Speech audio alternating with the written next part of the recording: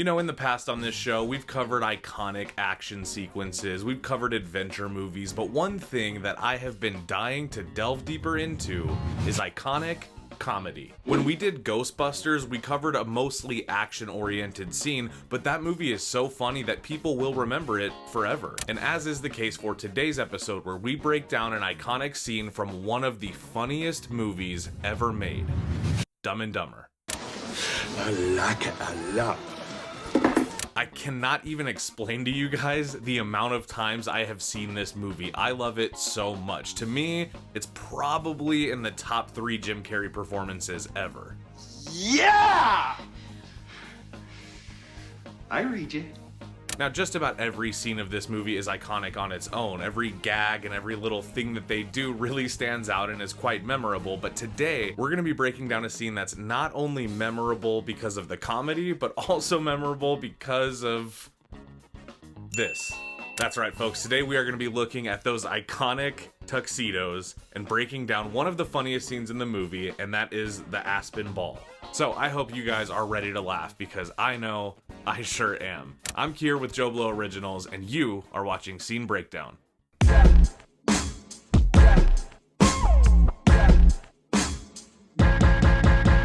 1994's Dumb and Dumber, written and directed by the Farrelly brothers, and you would know them from other movies such as Something About Mary and Kingpin. These guys genuinely know how to make funny movies. The movie, of course, stars Jim Carrey as the iconic Lloyd Christmas and Jeff Daniels as Harry Dunn. Now, the movie has a pretty simple plot. Basically, Lloyd Christmas is a limo driver. He gives a beautiful woman a ride to the airport, where she leaves a suitcase full of money as a ransom for her kidnapped husband. Lloyd, just trying to be helpful, thinks that she left her briefcase behind, and so he steals it and travels from Rhode Island to Aspen to give it back to her. All the while, him and Harry have no idea that they're actually being chased by 2 assassins who want to kill them and take the money. It's a classic miscommunication tale, and it is chock full of so many funny moments. If you've seen the prequel to this movie, then you know it's kind of difficult to imagine any other actors playing these roles. But we'll definitely be talking more about that when we get into the scene. Just for some context as to where we're at in the movie when this scene takes place,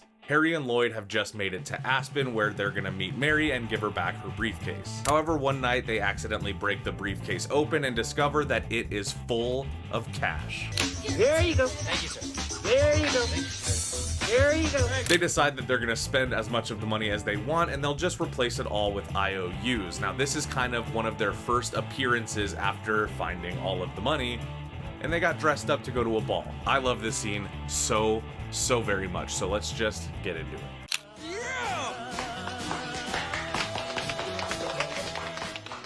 All right, here we go.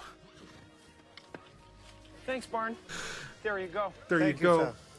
That's the other thing that's like a gag in this movie. If you haven't seen it, I'm gonna pause it already, I know, sorry. But that's like a gag in this movie. If you haven't seen it, once they find the money, Lloyd just hands people cash anywhere he goes for any single thing. Just if you're standing there, he hands people cash. It's very funny. So we've seen him do that already a couple times.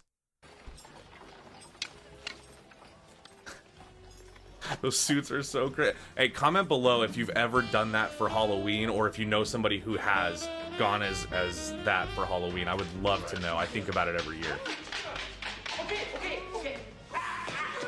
Now, keep in mind, when this came out in the 90s, you know, I mean, I was a little kid when I saw this movie, and that is something that my brother and I would do at any function. If you gave us something to hold umbrellas, it didn't matter. We would we would go that far. Excuse me, gentlemen. This is a $500 plate dinner. Good night. Oh, 500. Oh, okay. All right, no problem. Here, put us down for... Put us down for four. In case we want seconds.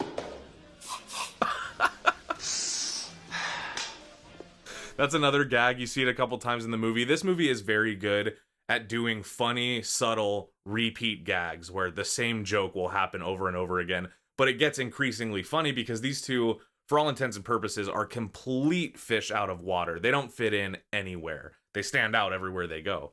And the Banaka spray. You guys remember that, by the way? Holy shit. Also, just about every single Thanksgiving that I spend with my family, I pretty much say, put us down for 4 in case we want seconds. Nobody ever really gets it, but I do, and that's what matters. Let's keep going. Jesus Christ. It's them. Them who? Them who? Cause you act mental.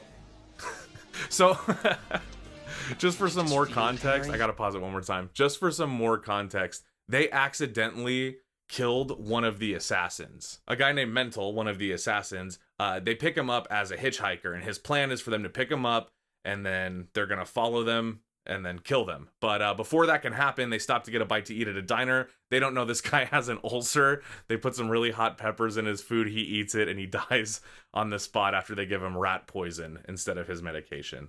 It sounds dark, but if you've seen the movie, it's played just for laughs.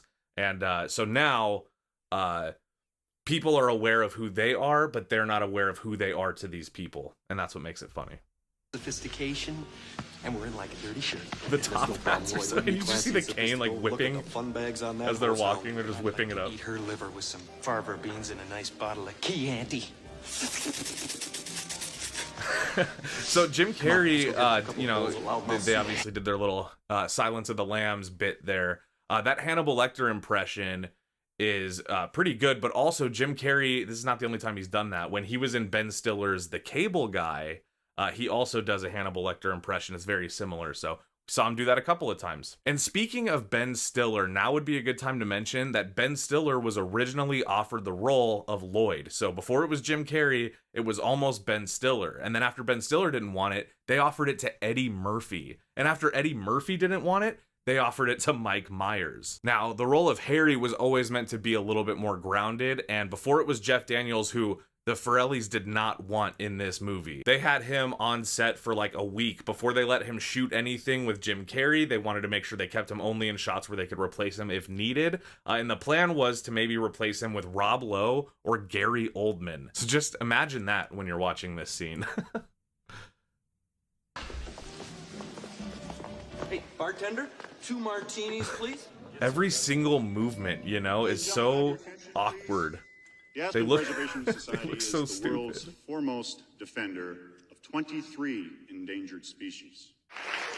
Ladies and gentlemen, I give you the Icelandic snow owl. So the scene slows down a little bit here. You know, they really just go over why these Icelandic snow owls are so important and the whole purpose of the benefit, which of course is entirely lost on Harry and Lloyd. They're there for one reason, and that's to find Mary and give her briefcase for whatever it is she needed it for. Total side tangent, but does anybody else think it would be funny that if Lloyd Christmas did end up marrying Mary Swanson, her name would have been Merry Christmas?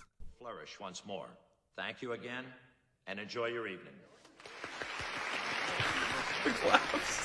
Do they stand out? Every single thing they do is a standout. Another one of those. What are you doing? Would you calm down? I've never seen you so nervous. Jim Carrey, you know, they call him, he's got a rubber face, they say, but he really is just the most animated face. You know, he wears all of that acting in his face. First time I set eyes on Mary Swanson, I just got that old-fashioned romantic feeling. Where I'd do You know, his anything to tooth bone is actually chipped. That's He a chipped his special tooth years feeling, Lloyd. before. He had it capped, of course, but he took it out for the movie. He thought it'd be funny. Oh, my. It was not written There to she be is. chipped. Wow, you weren't kidding, Lloyd. So that's Mary. She's an angel. What are you waiting for? Get over there. Gotta pause it. He's wearing a bright orange tux. He's wearing a bright orange colored suit next to a man in a powder blue suit. And he thinks that by putting his hat down over his face, he's not gonna draw any attention. He's gonna blend in. Talk to her.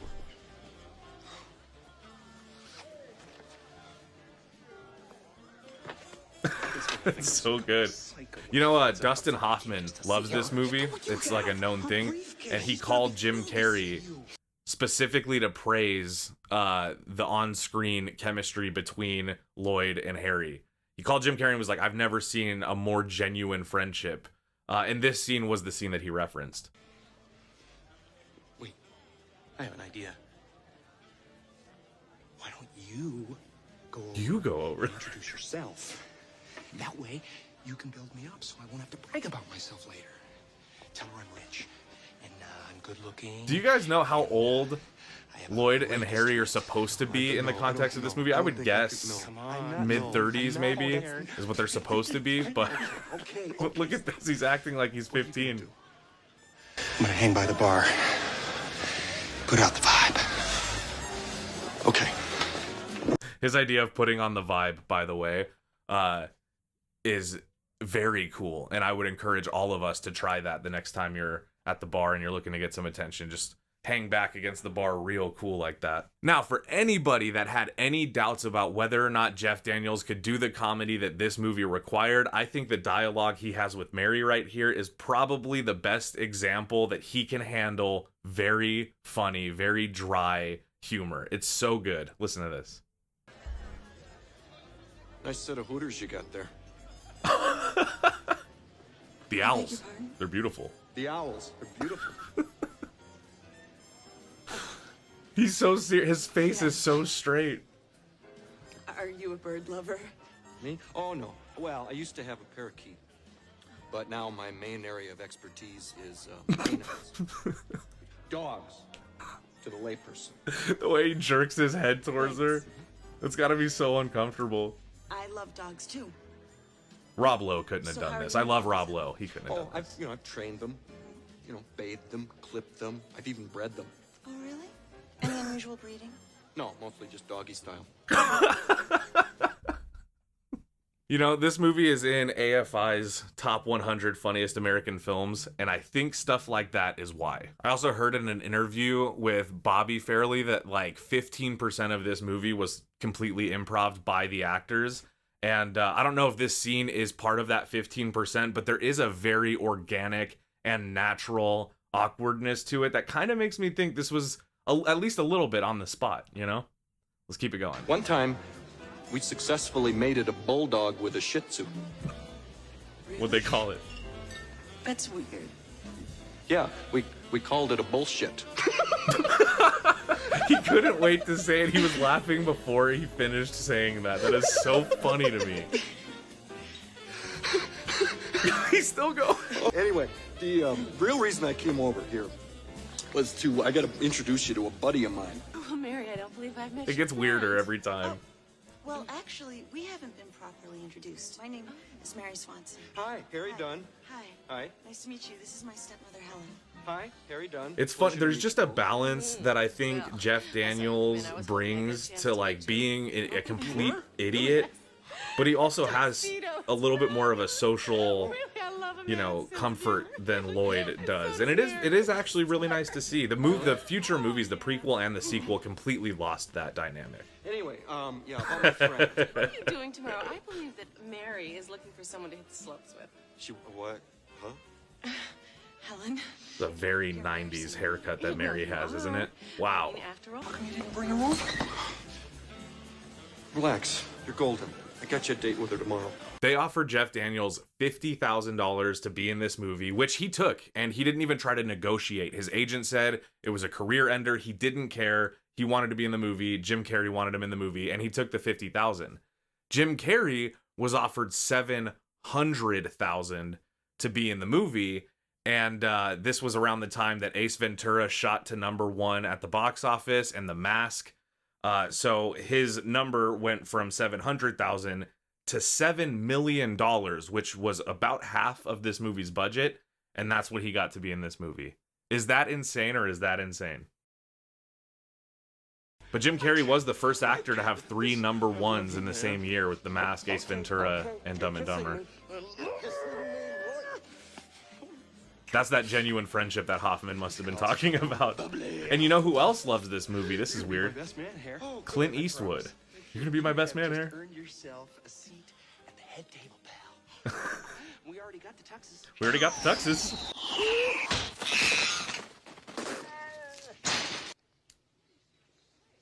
The whole room.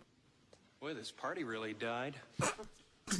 So guys, that was the scene. That is, to me, one of the funnier scenes in this movie. If you haven't seen the movie, please watch it. There is so much to enjoy. Every single scene is iconic in its own way. I feel like I could do a whole sub-series of this show just about scenes in Dumb and Dumber. It's a very funny movie. As always, guys, let me know what other movie scenes you would like to see us break down on this channel. Today was a nice one. It was nice to just laugh and pay my respects to one of my favorite childhood comedies. As always, I hope you guys enjoyed it. Please do make sure you like the video and subscribe for the best in movie content. And I will see you guys in the next one. Bye.